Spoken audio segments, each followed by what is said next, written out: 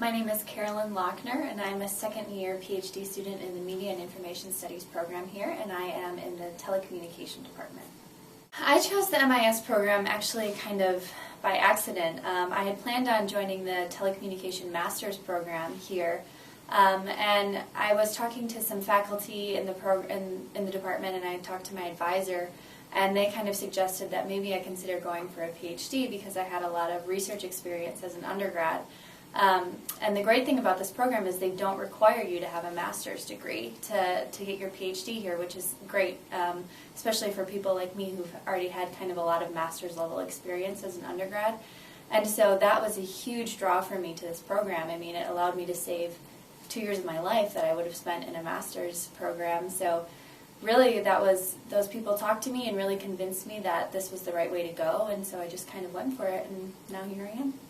I think the MIS program is great because there's a huge diversity of people here. I mean, no matter what your interests are, as kind of random as they might be, there's usually someone here who has a similar interest to you, which is a really valuable thing to have in a PhD program when there's so much emphasis on research and kind of carving your own niche. And so that's what's really great about the faculty, because you have 3 different departments that you're working with. You have telecommunication, you have advertising, and you have journalism. So pretty much whatever you want to do, you can do here. Right now I am working on a grant funded by the National Institutes of Health. All of the research and my research interests lie in the realm of health and health technology.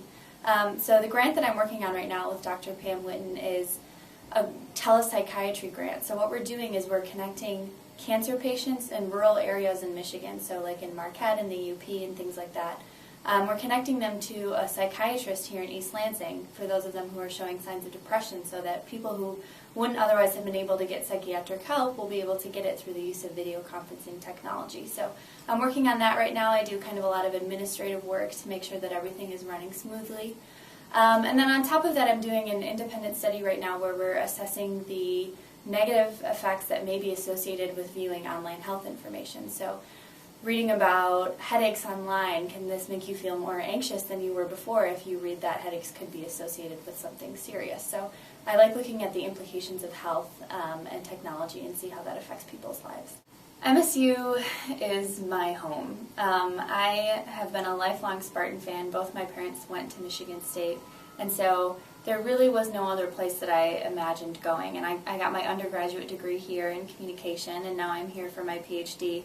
And I can't imagine any other place to be.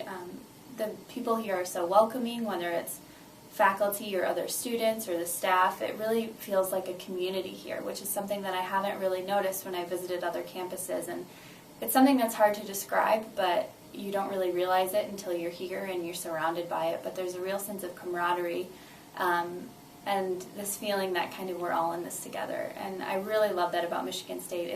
It's such a great environment to be in and to learn in and to really find out who you are in.